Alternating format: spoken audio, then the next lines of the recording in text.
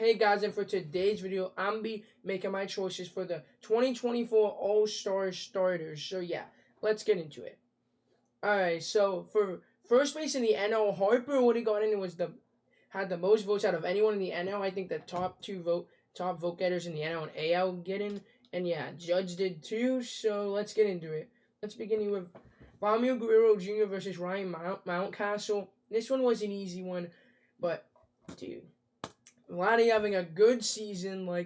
I know he's not expectations what people thought he would be, but he's still a good first baseman. He's still one of the best in the league. But yeah, let's just continue here. And ever since he got a new haircut, he's been hitting really well. I don't know if that's correlated with it, but he's been a new player since 10. But yeah, let's go to second base in the AL.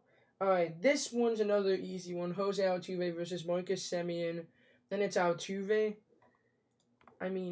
Semien, I know what people say average on base percentage aren't like as big of a deal now, but to me, if you have below a 300 on base percentage to say that you're the best, unless you're hitting historically really amazing, unless you're hitting which he's still hitting really well, homers and RBIs, and I do think he is one of the best second basemen in the AL, probably second best behind Altuve, but having a little rough of a year this year, but he still has 11 home runs and 44 RBIs, but Altuve's hitting over 300, has a 350 on base. So, yeah, this was an easy one.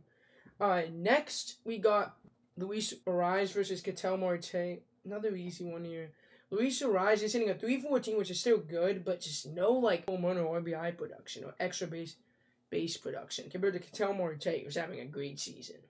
Dude, he's definitely the best second baseman this season so far. This is another easy one, too. And I voted him in my All-Star ballot. I voted for a starter. So yeah, let's continue here with third base. I'm happy they did pick the best two. I think some of these are solid, some of them aren't, but yeah. All right, next we got Jose Ramirez versus Jordan Westburg, and this one was pretty obvious to me. I still looked at comparisons and stuff, but J Ram is just better all around. And that's not discrediting Jordan Westburg, who's having a great season this year, but J Ram's just on another level here. Dude, like Aaron Judge, I don't know. He only has 76 RBIs, which is crazy, halfway through the season. How many does Judge have? It doesn't show here, but Judge has around 70 or 80, right? I think he has 80 something.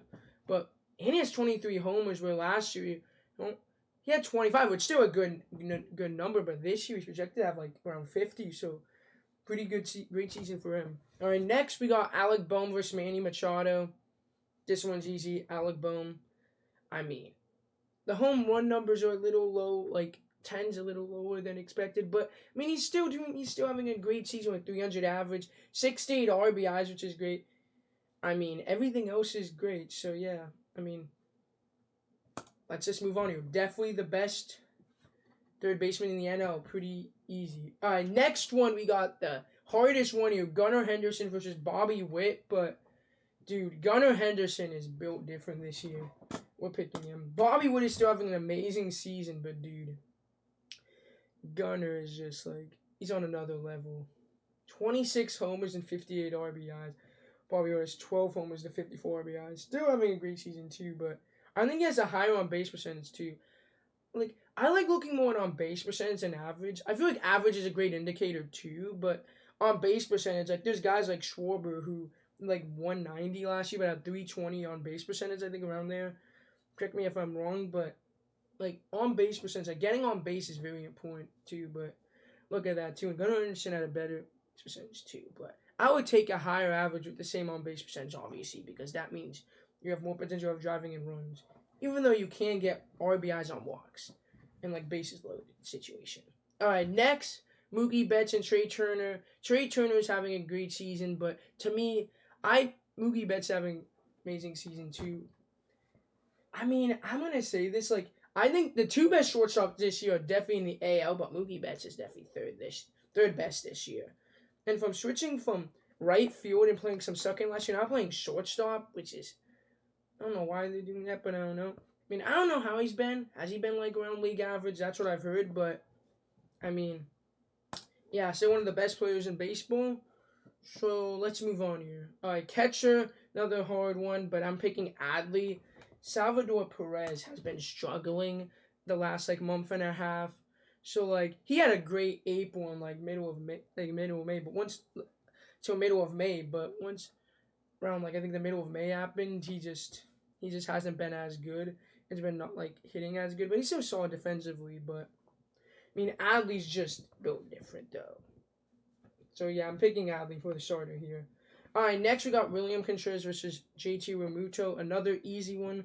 William Contreras having a great year for a catcher, hitting even like above like hitting like how Adley is so impressive. If like William's still having a great year for a catcher, like people don't expect catchers to hit as good as they do, like have as high average on base percentages. It's more for defense, but like it's pretty impressive. You have like two really good like catchers that are hitting above 290, which is, I mean, no, I say average and OBO, but that's still really impressive.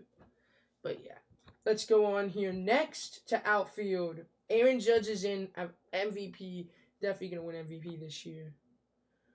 But looking at it next, and for my two, Juan Soto, who's been one of the best players in the league too, has like a 450 on base percentage, which is crazy for anyone. I mean, that's what Soto does. He just gets on base a lot, but also the production too, 20 homers and 16 RBIs. And Kyle Tucker, who also has like a 400 on base percentage too, but also has 19 homers and 40 RBIs. I mean, Santander has 22 homers, 55 RBIs, but I mean, a little better production. I mean, like home runs, RBIs, and runners, but I feel like on base. To me, if the on base was, I don't think Santander even has a 300 on base percentage. And Quan, the average is going down, and he hasn't played in as many games because of injuries, but I mean, that's why I had him before, but I picked Tucker by a little bit over them.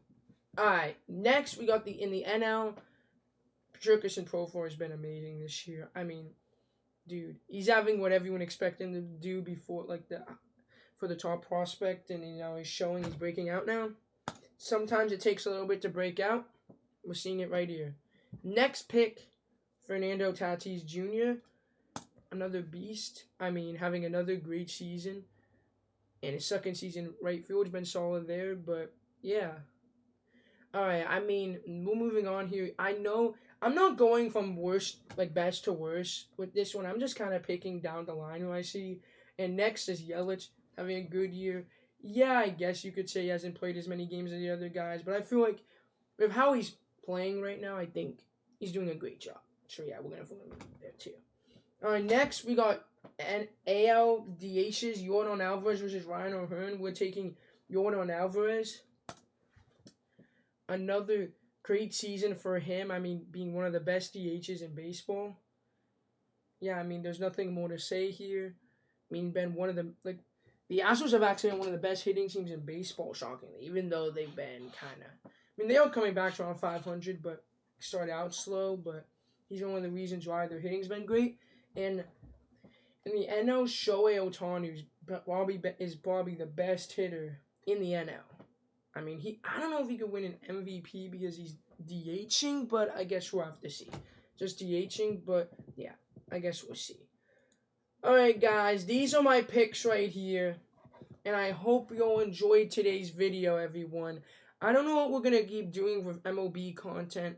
I'm going to try to make some different type of videos, but yeah, hope you all enjoyed. Till next time, peace out, bye.